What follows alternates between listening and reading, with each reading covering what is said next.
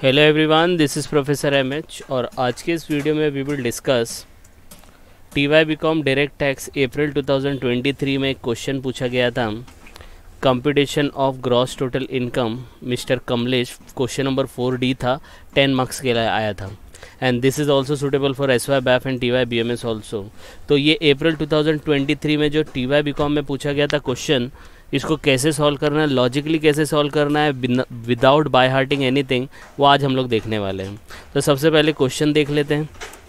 Question में दिया है कि Kamlesh had earn the following income during the previous year ended 31 मार्च 2023। तो प्रीवियस ईयर 31 मार्च 2023 है, मतलब ये ईयर हो गया आपका 2022 और 23 हो गया। फिर इन्फॉर्मेशन दिया एक टेबल में जिसमें 8 टाइप की इनकम उसने कमाया है, 1 2 3 4 5 6 7 8। फिर बोला है कंप्यूट हिज टोटल इनकम, उसकी टोटल इनकम निकालो। अगर अज्यूमिंग एज फॉलोज, अज्यूम करो कि mister Kamlesh a resident and ordinary resident मतलब ROR है, या अज्यूम करो उसको कि he is a resident but not ordinarily resident, RNOR है। एक और आता है नॉन रेजिडेंट। ठीक है, तो आपको मिस्टर कमलेश को अज्यूम करना है कि वो बंदा अगर ये है तो क्या होगा, ये है तो क्या होगा, और थर्ड फ्रंट जो इसका वो नॉन रेजिडेंट का है। तो सबसे पहले हम लोग फॉर्मेट बता देते हैं कि फॉर्मेट कैसे होगा इसका। तो फॉर्मेट कुछ इस तरीके से बनेगा। सबसे पहले आपको क्या लिखना है, पार्टी का नाम लिखना है। तो देखो यहाँ पे पार्टी का नाम लिखा है कमलेश। फिर आपको ये चीज़ लिखनी है कि भाई प्रीवियस ईयर क्या है, असेसमेंट ईयर क्या है। ठीक है, उसके बाद आपको लिखना है computation of gross total income, भाई ग्रॉस टोटल इनकम क्या है। फिर लिखना है इनकम या पर्टिकुलर लिख सकते हो आप, और 3 कॉलम बनाने हैं। अब बोलेंगे सर यहाँ पे तो सिर्फ इन्फॉर्मेशन पूछा है 2 का, कि भाई वो ऑर्डिनरी है कि नॉट ऑर्डिनरी, 2 ही कॉलम बनाने मतलब पूछा है, आप 3 क्यों बना रहे हो। तो आपको 3 कॉलम बाय डिफ़ॉल्ट बनाने हैं, कुछ नहीं है। जैसे ही आप 2 कॉलम बना रहे तो 1 कॉलम एक्स्ट्रा बना लो, क्योंकि क्या होता है कभी कभी they will ask you this 2, ये 2 पूछता है, तो दोनों ये पूछता है। अगर आपको तीनों का पता होगा ना तो आप अमाउंट प्रॉपरली लिख पाएंगे। तो पहले मैं सॉल्व कर देता हूँ, उसके बाद इसका लॉजिक बताऊंगा। तो ये आपका फॉर्मेट डन हो गया। पार्टी का नाम लिखा, प्रीवियस ईयर असेसमेंट ईयर क्या निकालना है वो लिखा, इनकम लिखा, 3 कॉलम बना दिया, ROR RNOR RNR। ठीक है, फिर इसके बाद देखो ये 8 पॉइंट है, 8 के 8 आपको डिट्टो लिखने हैं, कुछ भी चेंजेस नहीं करना है। तो देखो 8 के 8 मैंने लिख लिए यहाँ पे, बराबर है। और नीचे ये वाला छोड़ देते हैं, ये 8 के 8 पॉइंट लिख लिया। अब इसके जो अमाउंट है ना, ये वाला जो अमाउंट है, याद रखना ये जो पहला कॉलम है ना, इसको इसी सीक्वेंस में बनाना, ROR RNOR NR, चेंज मत करना। ठीक है, क्योंकि लॉजिक भी मैं उसी तरीके से बताऊंगा। तो याद रखना कि ये जितने भी ROR रहेंगे ना, उसमें ये पूरे अमाउंट लिख देना अगर आपको कुछ समझ में नहीं आया तो पहले। ठीक है, तो यहाँ पर हम लोग ये पूरा अमाउंट लिख देते हैं ऐसा। यहाँ पर अमाउंट है लास्ट वाला 90,000।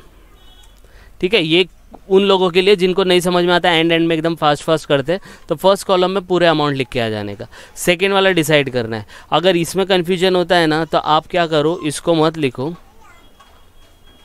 आप इसको लॉजिकली सॉल्व करेंगे हम लोग, मैं बताता हूँ आपको कैसे। ठीक है, इस तरीके से भी कर सकते हैं और दूसरे तरीके से मैं बताता हूँ।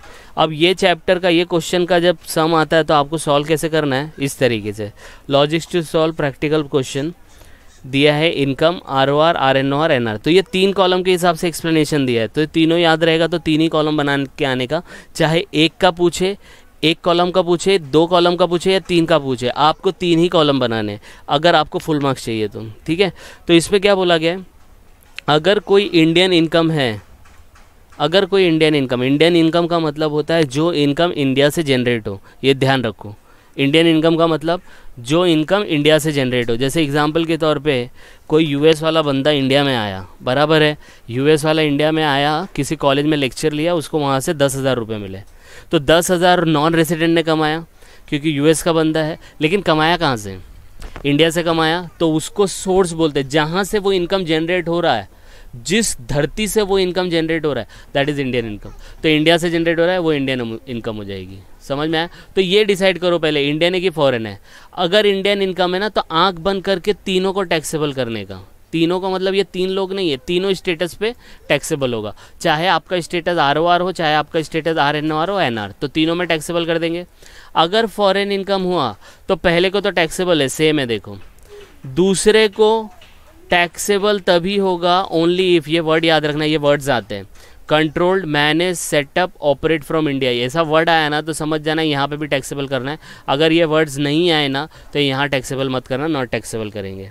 और लास्ट वाले में नॉट टैक्सेबल ही होगा, क्योंकि जो बाहर का बंदा है और बाहर की इनकम होगा तो वो इंडिया में थोड़ी टैक्स भरेगा। आ रही बात समझ में?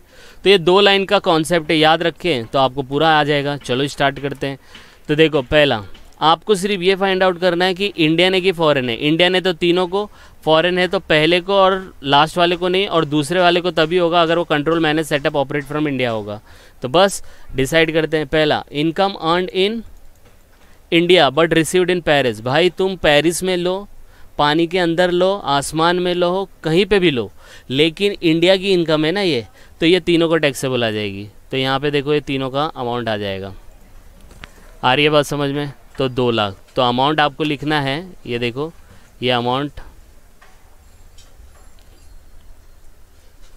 यहाँ पे दिए हैं 2 लाख। ठीक है, तो ये अमाउंट चाहिए तो हम लोग यहाँ पे कॉपी कर लेते हैं एक कॉलम में एक्स्ट्रा। ये कॉलम बनाने की ज़रूरत नहीं है, लेकिन आप क्या काम करना,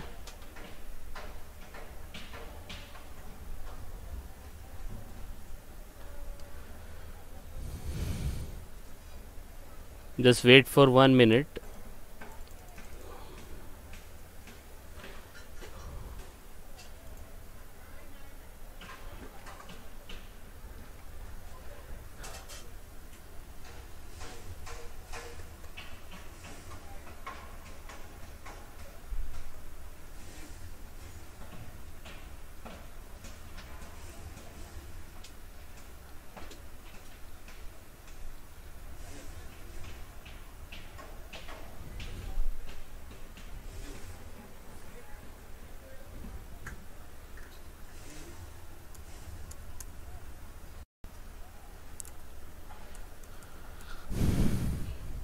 तो हम लोग क्या करेंगे कि अमाउंट इसको बार बार यहाँ देखना पड़ रहा है, तो मैं यहाँ पे कॉपी कर लेता हूँ सब अमाउंट 2 लाख। ठीक है, अब सेकंड वाला देखते हैं। तो फर्स्ट वाला आपको समझ में आया, 2 लाख रुपए यहाँ पे आ गए तीनों को, क्योंकि वो इंडियन इनकम है। दूसरे में डिसाइड करो, अपना रूलिंग पता है ना आपको? रूलिंग क्या है? इंडियन रहेगा तो तीनों को, फॉरेन रहेगा तो पहले वाले को, तीसरे वाले को नहीं, और सेकंड वाले को जब control, manage, setup, operate from India होगा।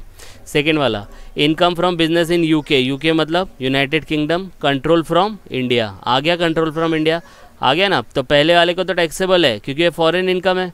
यूके मतलब यूनाइटेड किंगडम, फॉरेन इनकम है, तो इसके वाले को तो टैक्सेबल होगा। इसको तभी होगा जब control, manage, setup of operate from India होगा। तो हो गया ना? तो 2 को, और इसको नहीं आएगा। तो ये 1 लाख रुपया 2 कॉलम में आएगा, और तीसरे में क्या आएगा? 0 आएगा। आई बात समझ में? सेम वे में देखो, salary earn and received in Dubai, Dubai में सैलरी कमाया और रिसीव्ड किया। डिसाइड करो इंडियन है कि फॉरेन है? फॉरेन है तो 1 को आएगा, इसको नहीं आएगा, इसको तभी आएगा जब ये होगा control, manage, setup, operate from India. तो ये तो है नहीं, तो ये इसको भी नहीं आएगा। तो 1 को टैक्सेबल है, तो देखो 75,000 1 को आएगा। फिर देखो, rent received from a house in Pune, Pune किधर है? इंडिया के अंदर है। डिसाइड करो इंडियन इनकम है कि फॉरेन इनकम है? तो इंडियन इनकम है। इंडियन इनकम का क्या होता है? तीनों को टैक्सेबल होता है। तो तीनों को टैक्सेबल है, तो 50-50 तीनों में लिखेंगे। आई बात समझ में? फिर दिया है देखो, इनकम फ्रॉम मुंबई, मुंबई दिया है, ख़त्म हो गई, बात ही ख़त्म हो गई। इन मुंबई है ना इंडियन इनकम। अब वो कंट्रोल कहीं से भी हो, दोनों में फ़र्क है। देखो यहाँ पे कंट्रोल फ्रॉम इंडिया है, यहाँ पे कंट्रोल फ्रॉम श्रीलंका है। तो ये वाला बाहर की इनकम थी जो इंडिया से कंट्रोल हो रही है, तो 2 को आएगा। लेकिन अगर इंडियन इनकम बाहर से कंट्रोल हो रही है तो उसका मतलब नहीं है, वो इंडिया की इनकम ही माना जाएगा, क्योंकि सोर्स कहाँ है? इंडिया का है। तो तीनों में आ जाएगा 25,000, तो 25,000 हम लोग यहाँ लिख देंगे। सेम वे में ये 6th वाले को हम लोग बाद में करते हैं, पहले करते हैं saving bank interest from state bank of India. अब ये इंडिया से, इससे घबराने का नहीं, यहाँ पे स्टेट सेविंग बैंक इंटरेस्ट मिल रहा है। कहाँ मिल रहा है? स्टेट बैंक ऑफ इंडिया में मिल रहा है, बराबर इंडियन बैंक है। लेकिन कहाँ मिल रहा है? Paris branch. पेरिस ब्रांच मतलब वो इंडियन इनकम थोड़ी है, फॉरेन इनकम है। हाँ, वो कंपनी जो ये बैंक है स्टेट बैंक ऑफ इंडिया, वो है इंडिया का, लेकिन किधर है वो?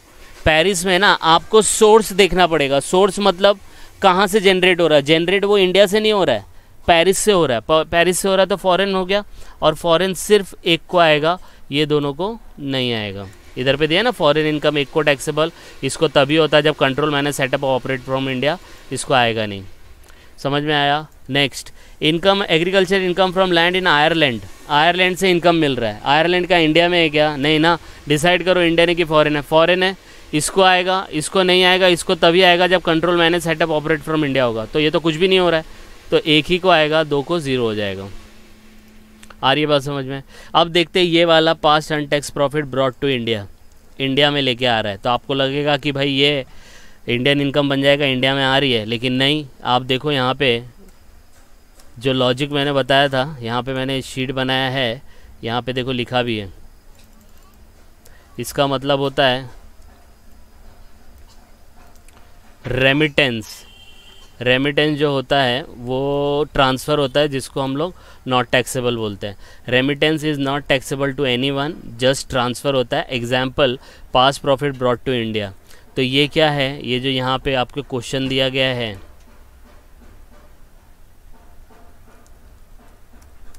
इसके अंदर क्या बताया गया है, past untaxed profit earned outside India. India में प्रॉफिट कमाया, पास्ट में कमाया, पता नहीं कितने साल का था, तो 10 साल 5 साल जो पुराना था वो। ब्रॉट टू इंडिया, रिसीव्ड नहीं हो रहा, मतलब वहाँ पे ही रिसीव्ड कर लिया और फिर इंडिया में लेके आ रहा है, तो उसको आप क्या बोलोगे पता है, ट्रांसफ़र बोलोगे। याद रखना इनकम का रिसीव्ड होना ज़रूरी है, इनकम का रिसीव्ड होना ज़रूरी है और जनरेट होना ज़रूरी है, तभी वो इंडिया में टैक्सेबल है। आप सिर्फ लेके आ रहे हो तो उसको आप इनकम नहीं बोलोगे, उसको रेमिटेंस बोलोगे। और जैसे रेमिटेंस आएगा ना, वो इनकम किसी को भी टैक्सेबल नहीं होगी और तीनों में 0 0 आएगा।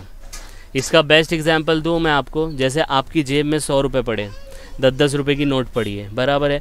वो 100 रुपये एक जेब आपके ऊपर वाले जेब पे था, लेफ्ट हैंड साइड में, उसमें से 50 रुपये निकाले आपने दूसरे जेब में डाल दिए, तो इनकम टैक्स बोलेगा अरे ये आपकी दूसरे जेब में 50 रुपये आया, इसका मतलब ये इनकम हो गई? नहीं, ये तो ट्रांसफ़र हुआ ना, अमाउंट तो आपके पास 100 का 100 ही रुपया है, राइट।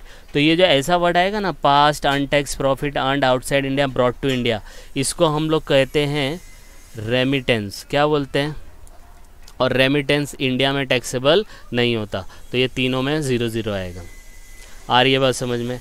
हाँ, अगर ये ऐसा बोलता कि profit earned outside India received in India, ऐसा करते हैं, मतलब profit earned outside India, India में अर्न किया, आउटसाइड इंडिया जैसे दुबई यूएस में किया, रिसीव्ड इन इंडिया आ जाता ना, तो समझ जाना फिर वो तीनों को टैक्सेबल हो जाता। क्योंकि कोई भी इनकम अगर बाहर की इंडिया में रिसीव्ड होगी तो वो इंडियन इनकम बन जाएगी और इंडियन इनकम तीनों को टैक्सेबल होगी।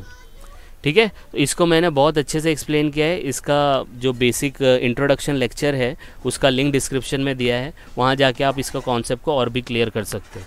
तो उसका लिंक दे दिया है, आप वहाँ जाके देख सकते हैं और अपना कॉन्सेप्ट क्लियर कर सकते हैं। और वैसे तो मैंने ये वाला जो पार्ट है काफ़ी हद तक आपको यहाँ पे एक्सप्लेन कर दिया है, ये इसका लॉजिक है, ये ध्यान रखना। ठीक है, अब इसको टोटल कर लेंगे और लिखेंगे हम लोग ग्रॉस टोटल इनकम, इसका टोटल इतना, इसका टोटल इतना, इसका टोटल इतना। ये करने के बाद आपको पूरा 10 में से 10 मार्क्स मिल जाएगा। रिमेंबर 3 ही कॉलम बनाने, ये कॉलम नहीं बनाना है, ये तो मैंने सिर्फ एक्सप्लेनेशन के लिए बोला था, मैं मतलब एक्सप्लेन करने के लिए। ये 3 कॉलम ही बनाना ज़रूरी है। आ रही है बात समझ में। तो क्वेश्चन में आपको इस तरीके से देगा कि 2 का बनाओ, पहले वाले का बनाओ और नॉन रेसिडेंट का बनाओ। आपको 3 ही कॉलम बनाने हैं, याद रखना 3 ही कॉलम। अगर पूरे मार्क्स चाहिए 3 कॉलम बना के आओ। आई बात समझ में। तो जस्ट गो थ्रू करो इसको, कुछ डाउट आएगा तो कमेंट करके बता सकते हैं। And please like and subscribe for more videos. Thank you.